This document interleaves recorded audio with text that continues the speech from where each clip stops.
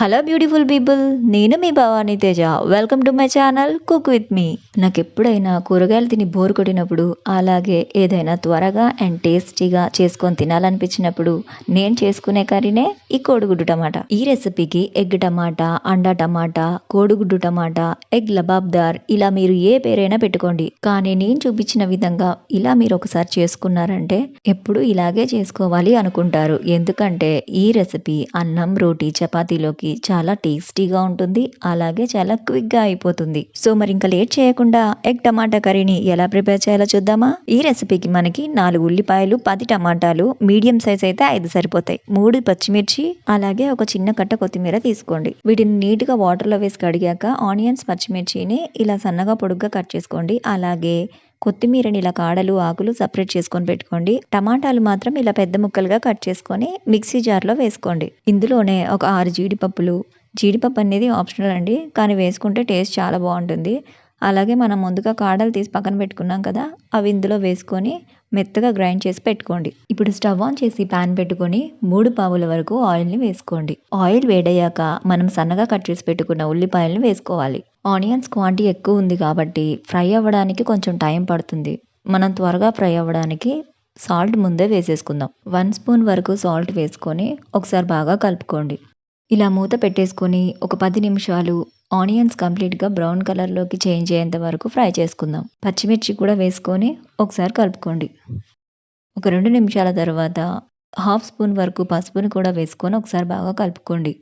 ఇంకొక 2 నిమిషాల తర్వాత అల్లం వెల్లుల్లి పేస్ట్ని వేసుకొని ఒకసారి బాగా కలుపుకోండి.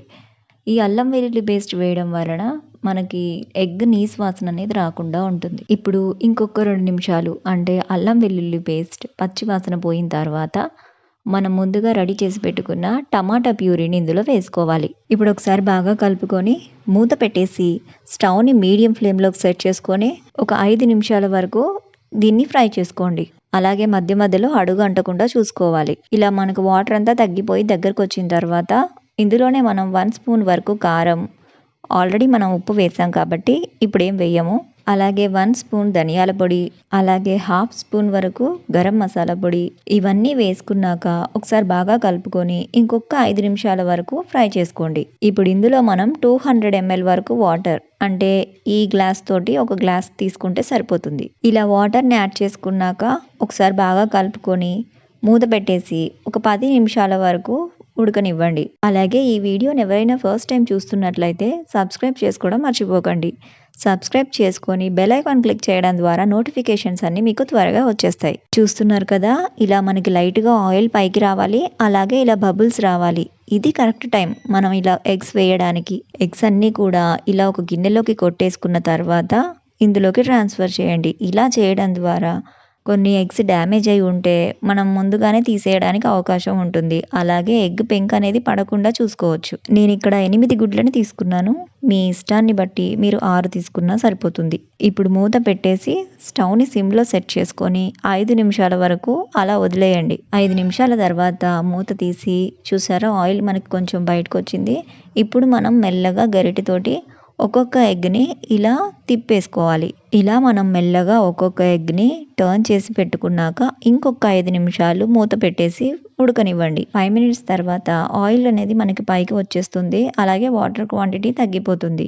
ఇప్పుడు మనం ఇందులో కొత్తిమీరతోటి గార్నిష్ చేసుకొని ఒకసారి కలుపుకొని సర్వింగ్ బౌల్లోకి సర్వ్ చేసుకున్నామంటే అండా టమాటా కర్రీ, అదే ఎగ్ టమాటా కర్రీ రెడీ అయిపోతుంది. సో చూసారు కదా ఎంత బాగా వచ్చిందో. ఈ ఎగ్స్ అనేవి మనం ఒక్కొక్కటి టర్న్ చేసుకోవడం వల్ల ఎల్లో పార్ట్ అనేది అలానే ఉంటుంది. సో ఈ వీడియో కనుక మీకు నచ్చినట్లయితే లైక్ చేయండి, షేర్ చేయండి. అలాగే కుక్ విత్ మీ ఛానల్ని సబ్స్క్రైబ్ చేసుకోండి. మరొక ఇంట్రెస్టింగ్ రెసిపీతో మళ్ళీ కలుద్దాం.